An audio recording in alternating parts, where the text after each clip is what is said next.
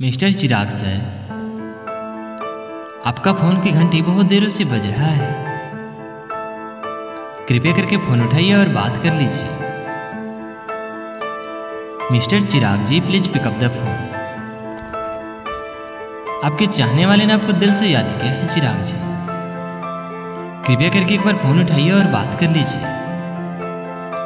शायद किसी को अर्जेंट बात करनी है आपसे। चिराग सर, प्लीज़ फ़ोन उठाइए और बात कर लीजिए।